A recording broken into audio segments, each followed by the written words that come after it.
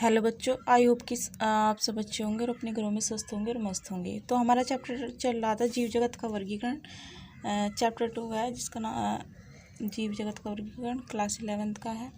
और इसमें हमने मोनेरा जगत तो कंप्लीट कर लिया था और उसमें हमने नील हरित और माइकोप्लाज्मा और बैक्टीरिया के बारे में पढ़ लिया था। उसके बाद हमारा चल रहा था प्रोटिस्टा जगत। प्रोटिस्टा जगत में भी हमने सपोसी में हमारा क्राइसोफाइटा थे जो सोपोसी थे और डाइनोफ्लैजिलेट ये हमने पढ़ लिए थे। उसके बाद आज हम अगला टॉपिक क्या करेंगे, कंप्लीट करेंगे। आज हम पढ़ेंगे यूग्लिनॉइड जो क्या होते हैं, सोपोसी होती हैं, प्रोटिस्टा जगत में रखे गए हैं। तो हम यूग्लिनॉइड पढ़ेंगे आज। तो आपको अगर मेरा पढ़ाना अच्छा लग रहा है तो लाइक कर देना बच्चों और सब्सक्राइब कर देना और बेल आइकन को प्रेस कर देना ताकि आने वाले नोटिफिकेशन आपको मिलती रहेगी। तो ठीक है, सेशन को स्टार्ट करते हैं।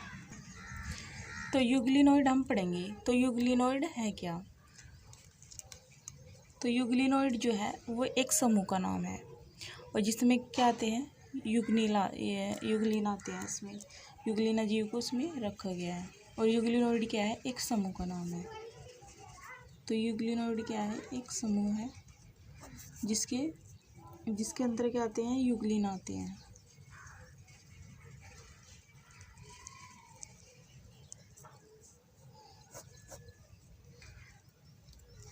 तो यूग्लिना ये कहाँ पाए जाते हैं? तो ये ज़्यादातर किस में मिलेंगे? अलवणीय जल में पाए जाएंगे, जहाँ लवणता क्या होगी, बहुत कम होगी। यानी कि ये किस में मिलेंगे? साफ जल में मिलेंगे।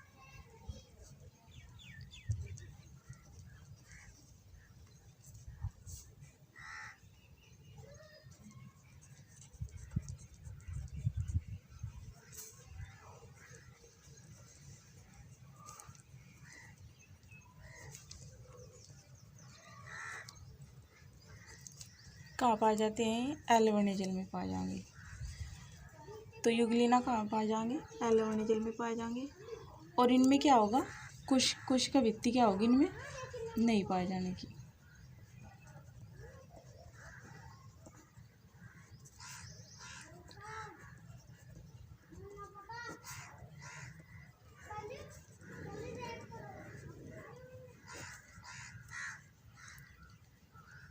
कोशिका भित्ति क्या होगी, इसमें नहीं पाए जाने की। लेकिन जो पिछले पढ़ा था हमने प्रोटिस्टा जगत में, जो हमने पढ़ा था क्राइसोफाइटा और डाइनोफ्लैजिलेट, उसमें क्या थी, कोशिका भित्ति पाई जा रही थी। लेकिन इसमें कोशिका भित्ति नहीं पाई जाने की। उनकी कोशिका भित्ति जो क्राइसोफाइटा में डाइटम आए थे उनकी सिलिका की बनी हुई थी और जो डाइनोफ्लैजिलेट थे उनकी कोशिका किससे बनी हुई थी? पैक्टिन और सेलुलोज से बनी हुई थी और जिसका नाम हमने लोरिका कहा था। तो इनकी कोशिका भित्ति क्या होगी? इनमें कोशिका भित्ति नहीं पाए जाने की। अगर इनमें कोशिका भित्ति नहीं होगी तो इनमें क्या पाया जाएगा? ये क्या है? यूग्लिना है। इनमें क्या होगी? कोशिका भित्ति नहीं पाए जाने की। लेकिन इनके बाहर क्या होगा? एक पेलिकल की क्या होगी? परत होगी जो किससे बनी होगी? प्रोटीन से बनी होती है। क्या मिलती है इन पे बाहर? प्रोटीन की बनी हुई पेलिकल की क्या मिलेगी? एक अस्तर मिलेगी, एक परत मिलती है बाहर। कोशिका भित्ति नहीं मिलेगी लेकिन प्रोटीन की बनी हुई क्या मिलेगी? पेलिकल की परत होती है जो कैसी होगी? लचीली होगी, जो लचीली होगी, यानी कि प्रत्यास्थता प्रदान करेगी जो यूग्लिना को। तो प्रोटीन से बनी हुई एक स्तर मिलती है जिसे क्या कहते हैं? पेलिकल।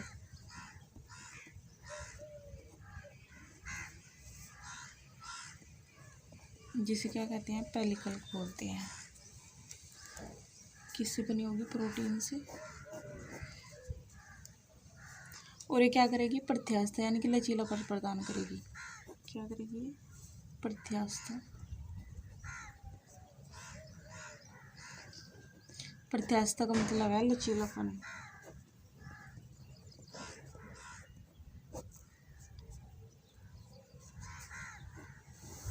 प्रत्यास्थता लचीलापन क्या करती है? देती है, ये लचीलापन लाती है। इसके बाद हमारा अगला पॉइंट आता है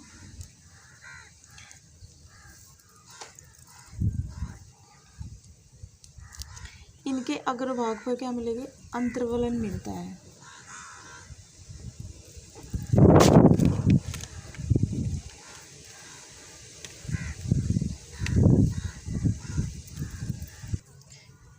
अग्रभाग पे क्या मिलेगा उनका, अंतर्वलन मिलेगा। अंतर्वलन का मतलब है इनके अग्रभाग पर जहाँ मुख द्वार होता है वहाँ घुमावदार क्या मिलती है, एक संरचना मिलती है, जिसे मैं आपको बना कर भी दिखाती हूँ। ये क्या पैरामीशियम है और इसमें क्या मिलती है, प्रोटीन की कुछ मिलती है, प्रोटीन से बनी हुई है, जिसका नाम क्या है, बलिफेरोप्लास्ट। और ये क्या है, मुख द्वार है, यहाँ से क्या जाएगा, भोजन। ये क्या है, मुख द्वार। और इससे कुछ धागेनुमा संरचना निकलती है जिसका नाम है फ्लैजेला। ये छोटी निकलेगी और एक छोटी निकलेगी, एक बड़ी निकलेगी। और ये क्या है, ग्रैनी, जिसमें क्या आएगा, भोजन। और ये क्या है, प्रोटीन से बनी हुई है, उनका नाम क्या है, बलिफेरोब्लास्ट।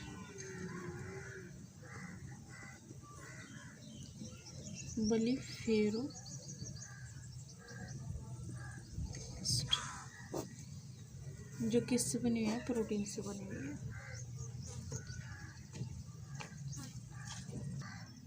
तो उसके जो अंतर्वलन होगा यानी कि अग्रभाग होगा, जहाँ मुख द्वार होगा, यानी कि यहाँ मुख द्वार खुलता है, जहाँ से क्या जाता है, भोजन जाता है। तो जहाँ भोजन जाएगा उस जगह को हमने क्या बोला, जहाँ भोजन इकट्ठा होगा उसका नाम है ग्रहणी। और ये जो ब्लीफेरोब्लास्ट होती है, ये क्या करती हैं, इनसे एक धागेनुमा संरचना निकलती है जिसका नाम है फ्लैजेला, जो क्या करते हैं, गति प्रदान कराते हैं, यानी कि जो यूग्लिना को क्या करेंगे, गति प्रदान कराते हैं। तो ये क्या होंगी, ब्लीफेरोप्लास्ट, ये प्रोटीन से बनी होती है और जिनसे क्या निकलता है, धागेनुमा संरचना, जिसे हम बोलते हैं फ्लैजेला, इनकी कशाभिका। तो तीसरा पॉइंट हो गया हमारा, अंतर्वलन पर क्या मिलता है, घुमावदार संरचना मिलती है, जिसमें क्या होती है, मुख द्वार होता है जहाँ, और जहाँ से ब्लीफेरोब्लास्ट की क्या होती है, प्रोटीन से बनी होते हैं और जिनसे क्या निकलती है, धागेनुमा संरचना, जिनका दो निकलती हैं धागेनुमा संरचना, दो कशाभिका निकलती हैं, जिसको हमने जिसमें एक छोटी होती है और एक कैसी होती है, लंबी होती है, जो क्या करती है, गति प्रदान करती है यूग्लिना को। तो हमारा ये तीसरा पॉइंट हो गया। अब हमारा अगला पॉइंट, ये इम्पोर्टेंट पॉइंट है। तो चौथा पॉइंट ये तीसरा पॉइंट हो गया हमारा। अब अगला पॉइंट जो है, इसमें ग्रहणी के दोनों तरफ, दाएं और बाएं, क्या मिलेंगे, प्रकाशरक बिंदु मिलेंगे, यहाँ भी मिलेंगे और यहाँ भी मिलेंगे। क्या मिलेंगे, प्रकाशरक बिंदु मिलते हैं।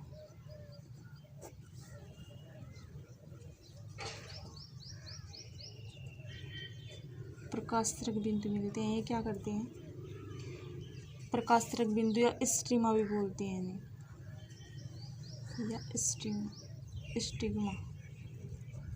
स्टिग्मा भी बोलते हैं, या प्रकाशरक बिंदु बोलते हैं। ये क्या करते हैं, प्रकाश संवेदना को क्या करेंगे, ग्रहण करेंगे कि प्रकाश कहाँ से आ रहा है, कहाँ से नहीं। तो ये क्या करते हैं, पता लगाते हैं, ये क्या करते हैं, ग्रहण करते हैं। तो ये ग्रहण करने की जो संवेदना होगी, तो ये किस में होगी, प्रकाशरक बिंदु में होती है, जो ग्रहणी के दोनों तरफ मिलते हैं, दाईं बाईं तरफ मिलते हैं। तो ये क्या करते हैं, प्रकाश संवेदना को क्या करते हैं, ग्रहण करते हैं। इन्हें आई स्पॉट भी बोलते हैं। तो अगला पॉइंट होगा हमारा चौथा, प्रकाशरक। तो ये क्या है, प्रकाशरक बिंदु, स्टिग्मा बोल लो, और इंग्लिश में क्या कहते हैं इन्हें, आई स्पॉट या स्टिग्मा।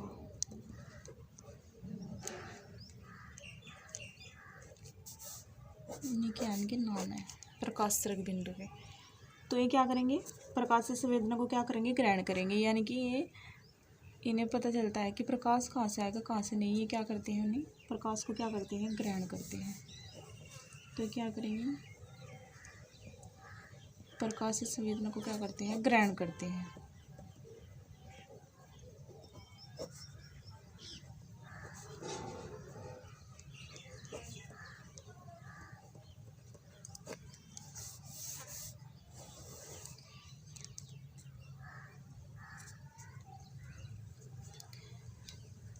यानी कि पानी में रहेंगे और पानी में रह कर हम यूग्लिना क्या करेंगे, ये पता लगाएंगे कि प्रकाश कहाँ से आ रहा है कहाँ से नहीं। प्रकाश को क्या करेंगे, ग्रहण करेंगे। उसके बाद अगला पॉइंट है पोषण। तो ये पोषण कैसे प्राप्त करते हैं, ये भी इम्पोर्टेंट पॉइंट है। और उसके बाद अगला पॉइंट ये है, ये भी इम्पोर्टेंट है, पोषण तक। जो पोषण है में पोषण जो लेते हैं वो भी दो प्रकार से पोषण ले सकते हैं। स्वपोषी भी होते हैं और परपोषी भी होते हैं। स्वपोषी का मतलब है खुद से भी खाना बना सकते हैं और दूसरों पर, जीवों पर भी क्या रहते हैं, निर्भर रहते हैं। तो पोषणता का यानी कि जो खाना लेंगे दो तरफ से लेंगे, स्वपोषी भी यानी कि खुद से भी और परपोषी भी होते हैं। दूसरों पर भी निर्भर रहते हैं और खुद पर भी। यानी कि दिन के समय तो ये खुद से खाना बनाते हैं और रात को ये दूसरों पर निर्भर रहते हैं। यानी कि दिन में क्या करेंगे, प्रकाश संश्लेषण करेंगे,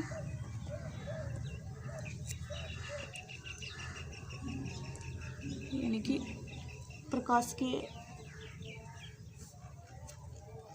प्रेजेंट में क्या करेंगे, अपना खाना बनाएंगे, प्रकाश संश्लेषण करेंगे। प्रकाश के प्रेजेंट में क्या करेंगे, अपना खाना बनाएंगे और दिन के समय। और रात को क्या करेंगे, परपोषी होते हैं, यानी कि रात को जीवों को मार कर क्या करेंगे, अपना भोजन बनाएंगे। यानी कि परभक्षी की तरह क्या करेंगे, अपना भोजन ग्रहण करते हैं। परभक्षियों की तरह, जैसे परभक्षी क्या करते हैं, जीवों को मारकर अपना भोजन क्या करते हैं, प्राप्त करते हैं। तो ये भी जीवों को मारकर खाकर उन्हें क्या करते हैं, अपना भोजन प्राप्त करते हैं। ये किससे करते हैं, डाई एटम और डाइनोफ्लिजिलेट।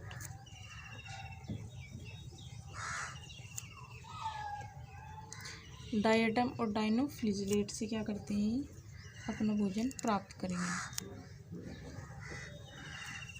जीवों को मारकर उनसे क्या करेंगे, रात में अपना भोजन प्राप्त करेंगे। परभक्षी होते हैं रात के समय। तो अगर हम बात करें यूग्लिना की, तो यूग्लिना क्या है, एक प्रकार का जो पोषण है, इनका पोषण कैसा होगा, मिश्रित पोषित होगा। यानी कि मिश्रित पोषण का मतलब है ये पादपों जैसे व्यवहार करेंगे और जंतुओं जैसे व्यवहार करेंगे। यानी कि दिन के समय तो ये स्वपोषी क्या होते हैं, पादप होते हैं, और परपोषी कौन होते हैं, परपोषी जंतु होते हैं। तो ये जंतु की तरह खाना बनाएंगे रात को और दिन के समय ये पादप की तरह खाना बनाएंगे। तो अगर हम बात करें तो पादप और जंतु के बीच की कड़ी है कौन, यूग्लिना। तो हम इन्हें बोल सकते हैं मिश्रित पोषी हैं।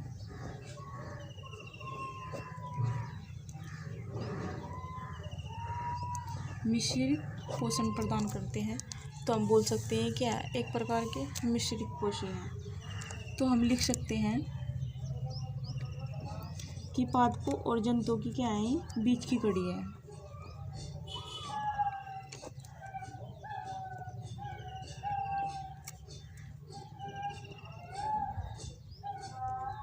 पादपों और जंतुओं की तरह क्या करेंगे, अपना खाना बनाएंगे। तो पादपों और जंतुओं की क्या है, संयोजी कड़ी बोल सकते हैं हम।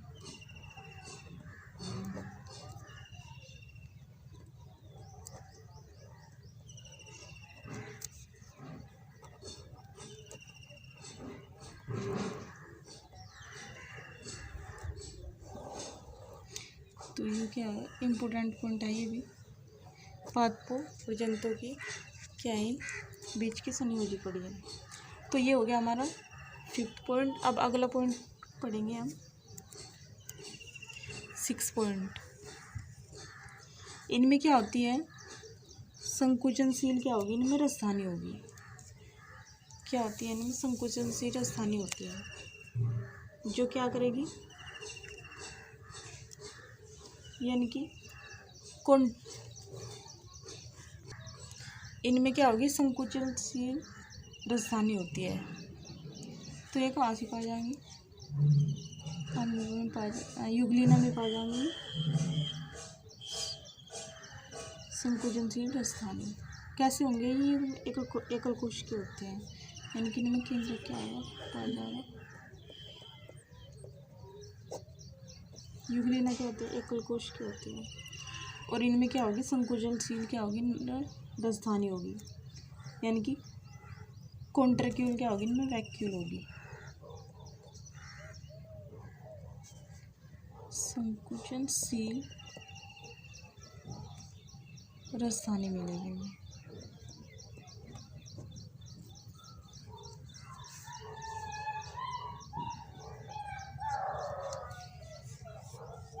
तो अगला पॉइंट जो होगा, इनमें संकुचनशील राजधानी मिलेगी। ये क्या करती है, कॉन्ट्रैक्यूल वैक्यूल, ये जल की मात्रा को क्या करती है, नियंत्रित करती है। तो अगला पॉइंट होगा संकुचनशील राजधानी।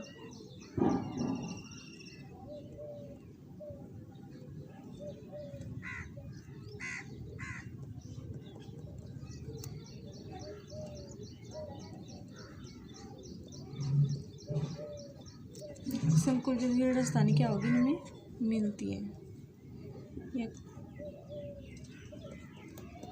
कॉन्ट्रैक्यूल वैक्यूल क्या होगी, इनमें पाई जाएंगी।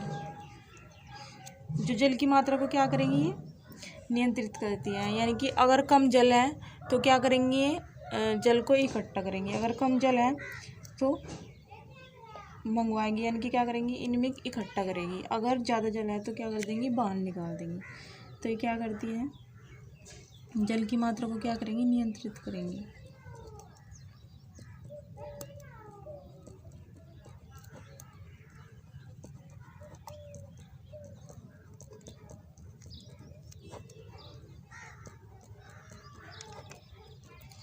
जल की मात्रा को क्या करेंगी, नियंत्रित करेंगी।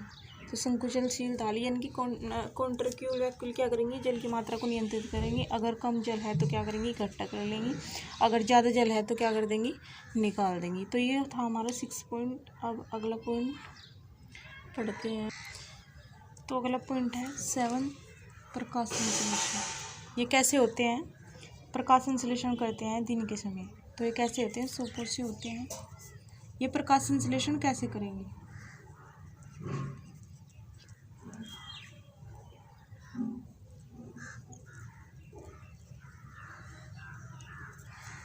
प्रकाश संश्लेषण है कैसे करेंगे, कौन कौन से वर्णक पाए जाएंगे इनमें, जिनसे क्या करेंगे, प्रकाश संश्लेषण करेंगे। तो इनमें क्या मिलते हैं, कुछ वर्णक मिलते हैं। दिन के समय कैसे होते हैं, प्रकाश संश्लेषण करते हैं, उनमें क्या करते हैं, अपना खाना बनाते हैं। तो इनमें प्रकाश संश्लेषण में जो प्रकाश की प्रेजेंट में क्या करेंगे, खाना बनाएंगे। तो इनमें क्या मिलेगा, कुछ वर्णक पाए जाते हैं। क्या मिलेंगे, इनमें वर्णक पाए जाएंगे। जो वर्णक मिलेंगे, वर्णक भी कई प्रकार के होते हैं, जैसे क्लोरोफिल, ज़ैंथोफिल और कैरोटीनॉइड। नंबर 1 पर आएगा क्लोरोफिल।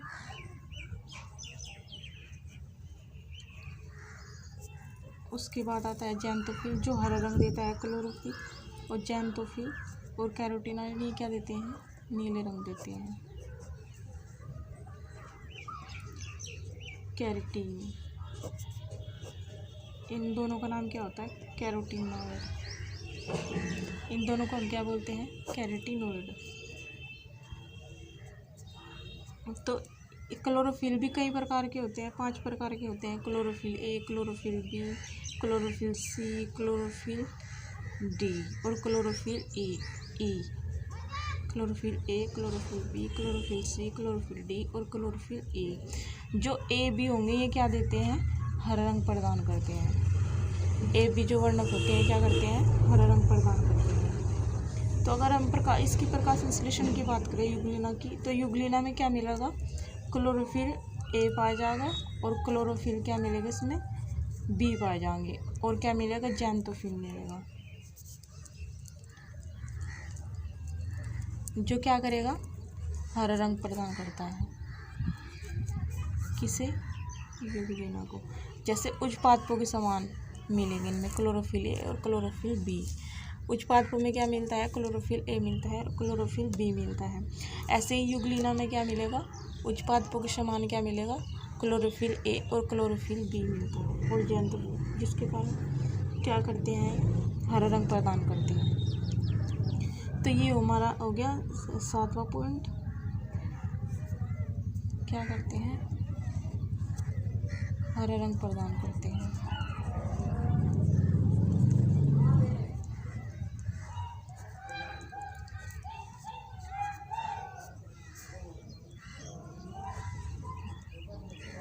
उच्च पादपों के समान,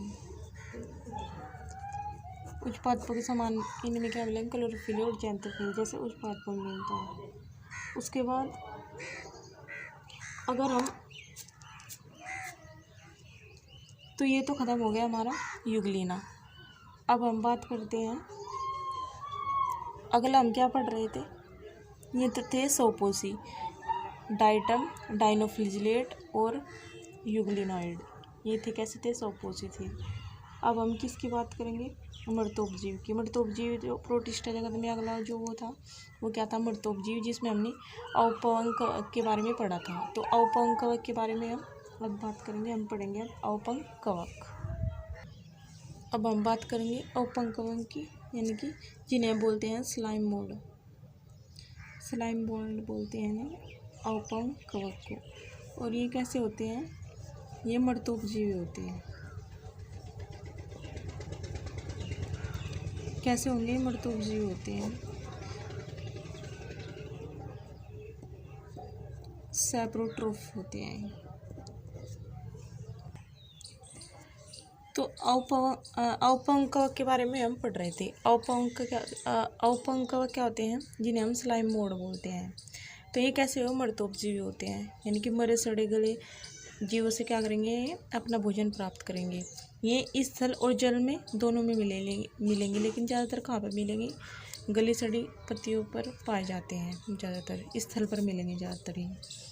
तो अगर हम औपंक कवक की बात करें और कवक जगत की बात करें, यानी कि औपंक कवक को अलग जगत में क्यों रखा गया, प्रोटिस्टा जगत में, लेकिन कवक जगत को अलग क्यों रखा गया।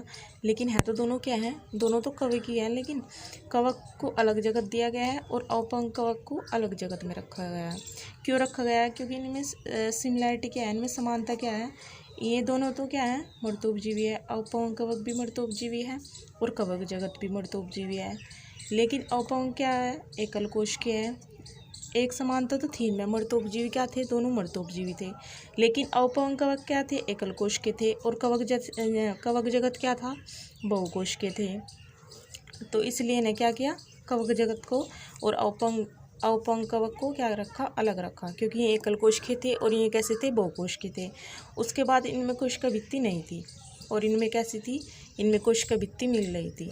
कोशिका भित्ति इनमें क्या थी, मिल रही थी, जो किसकी थी, काइटिन की बनी हुई थी। लेकिन जो ये यीस्ट रखा गया है, यीस्ट क्या है, एकल कोश क्या है, लेकिन कवक जगत में रखा गया है, क्योंकि इसमें क्या होती है, इसमें कोशिका भित्ति मिलती है, इसलिए ये क्या है, अपवाद के रूप में है ये यीस्ट, जो कवक जगत में रखा गया। एकल कोश के, क्योंकि एकल कोश के औपंक कवक में रखे गए हैं, लेकिन इसको इसमें भी तो रख सकते, लेकिन नहीं रखा गया, क्योंकि इसमें क्या मिल रही थी, कोशिका भित्ति मिल रही। तो ये क्या है, एक अपवाद है यीस्ट। तो ये क्या हो गया हमारा फर्स्ट पॉइंट, ये हो गया। दूसरा पॉइंट ये हो गया, और तीसरा पॉइंट ये देख लिया हमने, सिमिलैरिटी यानी समानता के आधार पर कि औपंक कवक और कवक जगत अलग अलग क्यों रखा गया है। तो अगला पॉइंट हम पढ़ते हैं फोर्थ। तो हम पढ़ेंगे ये फोर्थ पॉइंट है जीवित यानी कि प्रोटोप्लाज्मा। प्रोटोप्लाज्म क्या है, तो इसमें क्या मिलेगी, सबसे बाहर कोशिका द्रव्य, सब अंदर क्या मिलेगा, इसमें कोशिका द्रव्य मिलेगा, और इसमें क्या मिलते हैं, केंद्रक मिलते हैं, केंद्रक मिलेंगे। और इसमें प्लाज्मा झिल्ली मिलती है, बहुत पतली होती है, प्लाज्मा झिल्ली मिलेगी इसमें। प्लाज्मा झिल्ली का आवरण सा होता है, बहुत पतला होता है।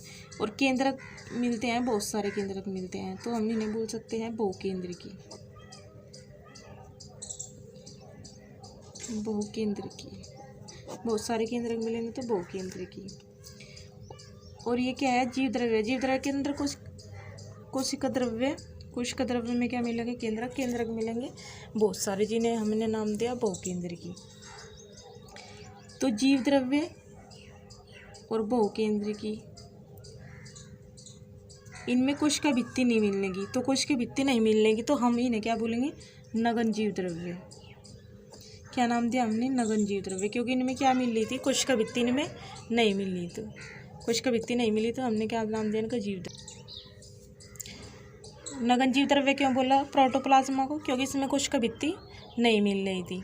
और नगन जीव द्रव्य और बहुकेंद्रिक, इन पूरी नगन जीव द्रव्य और बहुकेंद्रिक को, इन्हें हमने क्या नाम दिया, प्लाज्मोडियम। जो क्या है, प्लाज्मोडियम एक संरचना का नाम है। प्लाज्मोडियम एक जीव का भी नाम है, जो प्रोटोजोआ में हम आगे पढ़ेंगे। उसमें क्या होता है, प्लाज्मोडियम एक जीव होता है, लेकिन हमने इसकी संरचना का नाम दिया नगन जीव द्रव्य। और ये जो मिले थे केंद्रक, प्लाज्मा झिल्ली, कोशिका द्रव्य, बहुकेंद्रिकी, तो इन्हें हमने क्या नाम दिया, प्लाज्मोडियम, जो क्या है, एक संरचना है। और इसमें कैसा मिलेगा, नगन जीव द्रव्य मिलेगा। और ये क्या है, इम्पोर्टेंट है ये भी। तो अपंक के बारे में हमने यहाँ तक पढ़ लिया। अब आगे का टॉपिक हम कंटिन्यू करेंगे अगले लेक्चर में। आई होप कि आपको मेरा लेक्चर या मेरा पढ़ाया हुआ अच्छा लग रहा है। तो बच्चों एक लाइक कर देना और सब्सक्राइब कर देना और बेल आइकन का प्रेस कर देना। तो आज का टॉपिक हम यही एंड करते हैं। आप सभी का धन्यवाद।